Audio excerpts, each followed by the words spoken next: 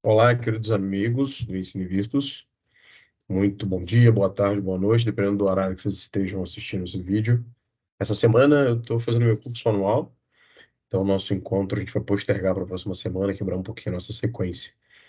Mas com um compromisso que eu tenho com vocês, a gente vai falar sobre 7 temas essa semana. Então eu vou gravar aqui alguns vídeos para vocês, justamente para a gente não perder aí o ritmo, não perder o caminho, né, que a gente já vem traçando.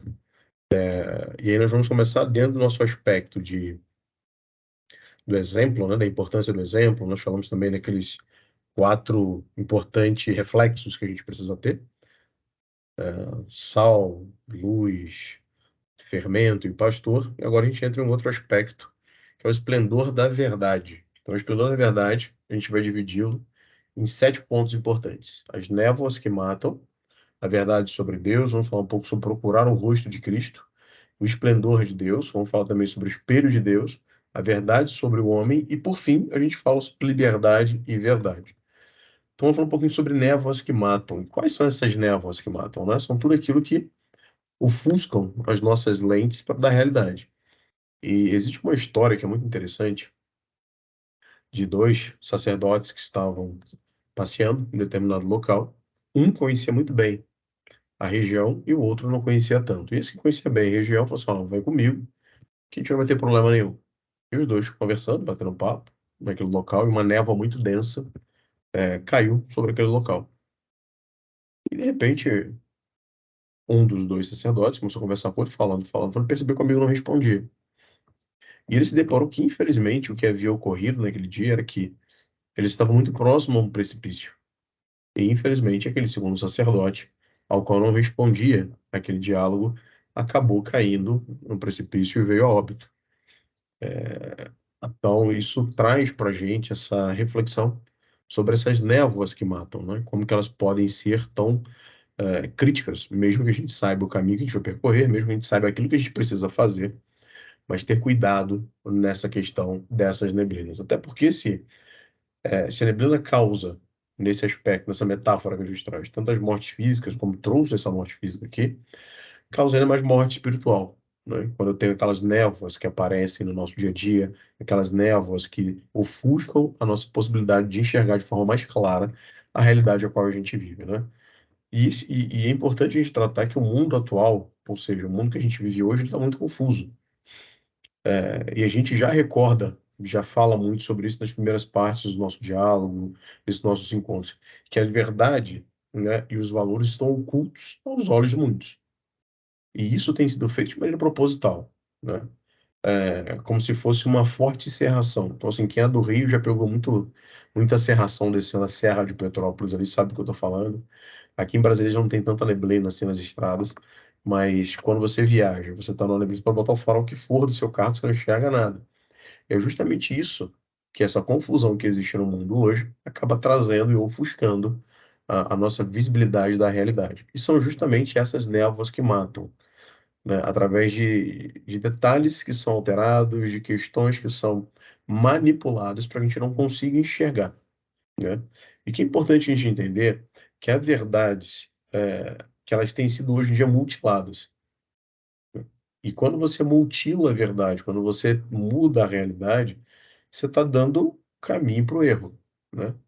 Então a gente precisa ter uma visão muito clara e muito objetiva daquilo que nós somos, daquilo que nós queremos atingir, para que essas névoas não ofusquem a nossa visibilidade, para que essas névoas também não façam com que a gente acabe cometendo erro, né?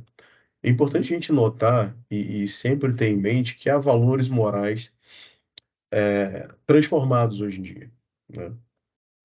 E esses valores morais a gente precisa ter muito claro na nossa vida que a gente não pode deixar que eles sejam simplesmente deteriorados e que eles sejam cada vez menos perceptíveis nas fronteiras entre o bem e o mal, né? Por exemplo, uma pergunta que a gente tem que se fazer sempre: ainda é um valor a família na sociedade que a gente vive? Para mim e para vocês, com certeza é, mas a sociedade enxerga a família assim. O casamento, a fidelidade, fidelidade em todos os aspectos, não só matrimonial. A fidelidade é aquilo que você vive, a fidelidade é a maneira que você enxerga a realidade. Isso é muito importante que a gente tenha essa visão clara do que é a fidelidade. A fidelidade não é só aquela fidelidade que nós temos no nosso matrimônio. É a fidelidade daquilo que eu sou e daquilo que eu represento, né? Ética, negócio e política. Vocês sabem que eu trabalho na área de TI e dentro da área de TI eu tenho uma tratativa muito forte no ambiente político. Existe ética nos negócios, na política, nem sempre, né? E se a gente se depara nessa mesma visão com o cenário religioso, a coisa acaba se deteriorando cada vez mais. Então, por isso que é importante que a gente tenha muito claro, que nós saibamos muito bem o caminho que a gente vai seguir. Até falando um pouco que eu já havia dito anteriormente, não adianta saber o caminho, eu preciso percorrer o caminho. E esse percurso que nós fazemos até chegar à nossa santidade, se existem e se existirem névoas, nós precisaremos ter mais cuidado, né? Por exemplo, missa, confissão. Como que tem sido, como eu lido com isso? Eu coloco ali na frente da missa e na frente da confissão uma nuvem de névoa para poder desviar o meu caminho daquilo. Como tem sido a minha vida em relação a isso? Então, esse bate-papo nosso sobre névoa, sobre essas névoas que matam, ela traz um aspecto maior de reflexão do que basicamente um aspecto de ação. A reflexão assim, quais são as névoas que hoje ofuscam a minha realidade para que eu não possa viver aquilo que eu tenho que viver de maneira completa e concreta.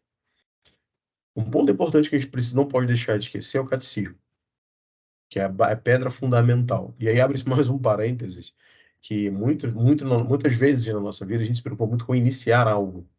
É claro que é importante iniciar algo, mas é importante também que a gente coloque a pedra final, ou seja, que a gente conclua tudo aquilo que a gente está construindo, que a gente chegue efetivamente no nosso objetivo maior. E um questionamento que se faz muito hoje em dia é: o catecismo, será que o catecismo não está ultrapassado? Quando declara que o pecado, por exemplo, o pecado mortal, pecado carnal contra a natureza, né, do homem, falamos inclusive sobre ideologia, será que isso não está muito ultrapassado? Então, é importante que a gente entenda e tenha de forma muito clara essa realidade, porque não está ultrapassado. É a fé que nós professamos, é a realidade que a gente vive. E o que querem colocar à nossa frente são justamente essas névoas que vão fazer com que a gente se perca no caminho. Por mais que eu saiba, como o exemplo do sacerdote que eu trouxe inicialmente para vocês, aconteceu na Irlanda, por mais que eu traga, que eu sei o caminho que eu vou percorrer, que eu sei que ali tem uma estrada, o abismo está do lado. E essas névoas levam a gente a cair no abismo. O que é o abismo que nós caímos? É o pecado, é a procrastinação, é não fazer aquilo que eu tenho que fazer. E aí tem uma frase que eu vi recentemente que eu achei bem interessante, mas eu quero fazer uma analogia à nossa realidade. A frase, ela diz o seguinte: o homem rico, ele faz aquilo que ele deve fazer e depois ele faz aquilo que ele gosta. O homem pobre, ele faz aquilo que ele gosta.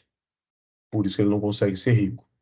Fazendo uma analogia à nossa realidade, a gente precisa ter essa visão muito clara. Eu preciso fazer o que eu tenho que fazer, por mais que seja dolorido, por mais que seja um sofrimento.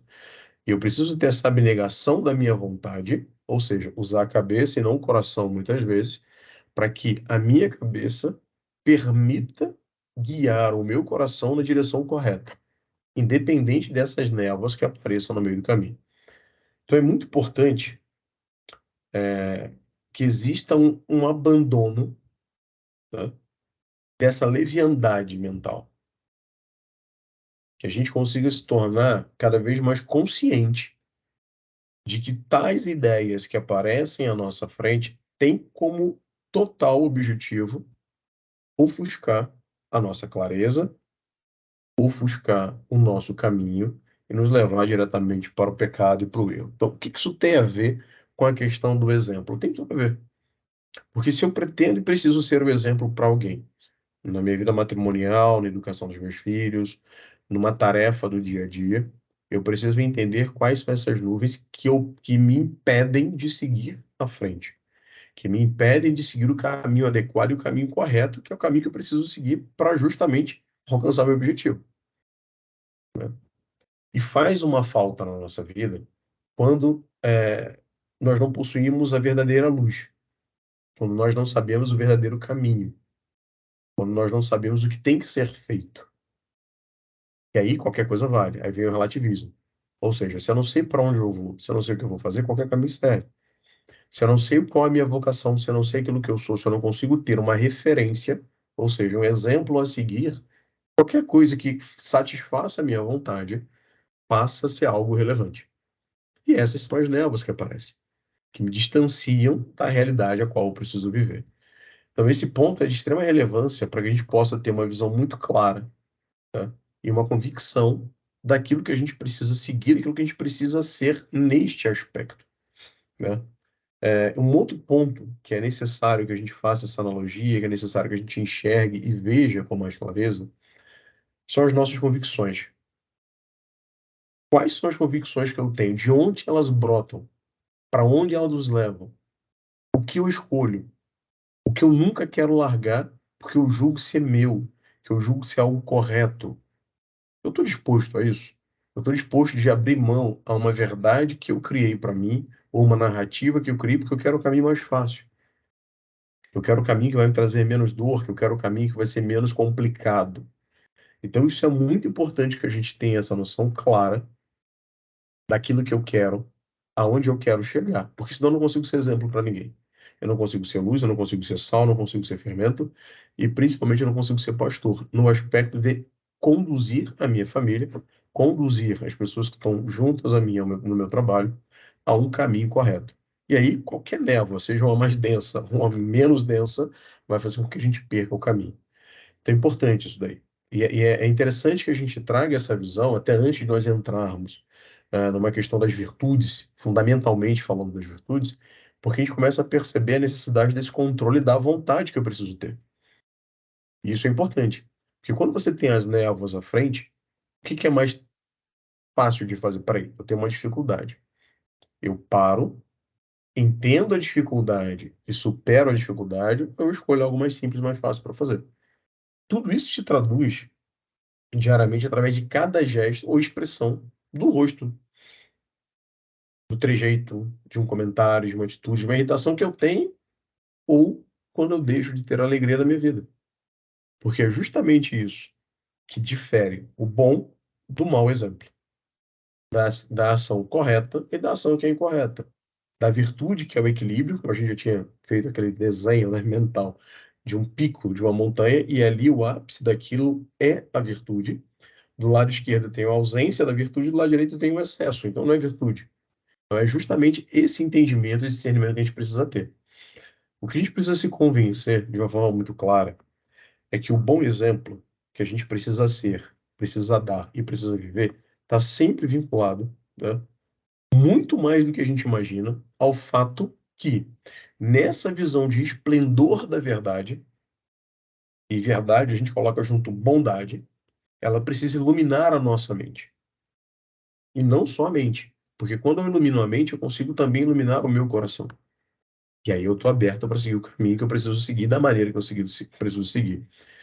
E quem não for capaz de enxergar essa realidade, infelizmente, acaba se enganando e se engana profundamente e cria um deserto total e absoluto, naquela atribuição inicial que nós falamos do dever da paternidade.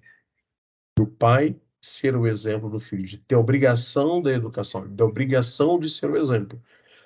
Henrique, mas eu não sou pai, eu sou tio. Obrigação de ser exemplo. Henrique, mas eu não sou pai, não sou tio, eu sou um profissional. Obrigação do exemplo. Por quê? Porque nós somos homens. E homens, e aplica-se às mulheres também, o mesmo conceito, tá? Nós precisamos ser exemplo, precisamos ser exatamente aquilo que nós nascemos para ser. Então, quando a gente fala sobre esse primeiro aspecto, que são as névoas que nos matam e que nos levam a um caminho e uma dinâmica completamente equivocada, nós precisamos de ter a verdade muito bem estabelecida. Ou seja, se eu não sei para onde eu vou, se eu não sei aonde eu estou, uma coisa é fato. Ou eu não me formei o suficiente para entender a minha realidade, ou existem névoas, que normalmente é o que acontece, que me impede de ter esse discernimento claro daquilo que eu preciso fazer. Então, as névoas que nos matam são todas essas interferências que aparecem na nossa vida e que nos prejudicam e que nos impedem, de maneira clara e objetiva, de seguirmos à frente. E quando trago essa questão de seguir à frente, é como nós falamos do pastor, no exemplo do pastor. É seguir à frente e conduzir as pessoas que estão conosco. É seguir à frente como um bom exemplo, é seguir à frente lidando com as dificuldades e tornando o aspecto de vida e o aspecto da tratativa das pessoas que estão juntas com cada um de nós uma coisa mais suave. Vamos trazer alguns exemplos práticos aqui que talvez facilite esse entendimento. Tenho uma missa todos os domingos, dá um exemplo com uma pessoa que vai à missa todo domingo, e me convidam para um churrasco. Esse churrasco é na hora do almoço. Eu tenho o hábito de ir à missa das 11 horas da manhã. Perfeito, eu vou à missa das 11, na sequência eu vou para o churrasco. Não, mas eu tenho o hábito de ir à missa às 16 horas e me chamam para o churrasco ao meio-dia. Aí eu tenho que tomar uma decisão. Começa a aparecer uma névoa ali. E essa névoa mata a minha realidade. Porque, naturalmente, eu não vou para o churrasco, depois, se der, eu vou para a missa. Acabou. Você já não vai para a missa, se você for pensar assim. Então a gente precisa se antecipar a isso e pensar: bom, peraí, se eu tenho um churrasco que começa na hora do almoço, eu tenho o hábito de ir à missa às 16, das duas, uma. O que que eu faço? Ou eu não vou no churrasco, porque se eu for no churrasco, certamente você vai perder a missa, ou eu acordo mais cedo, vou à missa mais cedo. Da missa, eu vou para o churrasco. Então, é isso que eu quero trazer para vocês de exemplos simples. Mas são esses exemplos simples e pequenos que acabam sendo névoas que matam a nossa realidade. Um outro exemplo prático aqui do dia a dia profissional é você ter uma reunião importante e alguém te chamar para alguma outra coisa que não tem aquela relevância. Por exemplo, você precisa fazer um relatório importante no seu trabalho e um colega chama: cara, vamos tomar um café ali. Aí você sabe que você tem que entregar aquele relatório, você sabe que não tem um horário para ser entregue, mas aquilo torna-se uma névoa. Então a gente precisa ter a fortaleza de falar: cara, bom, assim, obrigado pelo café agora, mas depois a gente toma esse café que tem que entregar um relatório. E fazendo uma analogia dessa questão do trabalho, é importante que a gente entenda o seguinte: esse profissional que disse não para aquela oportunidade de tomar um café em um momento de descontração com um amigo, ele responde pelos seus atos ao amigo, ou ele responde aos seus atos para o chefe dele? Claro que é para o chefe. Por mais que o amigo fale: vamos tomar um café que vai ser legal, bater um papo, uma resenha, se ele não entrega, ele vai responder ao chefe. Olhemos esse mesmo exemplo na nossa vida espiritual, na nossa vida, numa caminhada pela busca da santidade. Se eu deixo de ir à missa ao domingo porque eu estou querendo ir a um churrasco, eu vou responder por este ato ao meu amigo que me convidou para ir ao churrasco ou a Deus por não ter cumprido um caminho onde eu busco a santidade, um caminho onde busco a bondade, a verdade e a beleza. Então, essa é a pergunta que a gente tem que se fazer. E aí tem uma interessante, uma dica que é bem legal, é toda a decisão que a gente tomar, a gente precisa pesar sobre esses três aspectos. Isso vai ser bom? Isso é verdadeiro? Isso é belo profundamente? Se um dos três não for, e no nosso próximo, que é a verdade sobre Deus, que a gente vai comentar, certamente vai ficar mais clara essa percepção. Então, agora a gente termina aqui esse nosso primeiro ponto dos sete, que é o esplendor, falando um pouco sobre o esplendor da verdade, ou seja, como é importante nós vivermos a verdade. E falamos primeiro sobre o aspecto de nuvens, névoas, tudo aquela atmosfera que breca, que bloqueia, que impede que a gente siga o nosso caminho. Nos vemos em breve, vou gravar mais um vídeo para vocês em breve e falando sobre os próximos pontos. Como eu disse a vocês, essa semana a gente não se encontra, eu estou no meu curso anual e a ideia é que em todo intervalo eu grave assim, uns trechos pequenininhos de vídeo para vocês, coloque no grupo e a gente continua com a nossa formação. Terei surpresa para vocês. Tem uns amigos bem relevantes aqui nesse mesmo curso anual. Já pedi para que eles gravem uma surpresinha para vocês aí. Grande abraço, fiquem com Deus.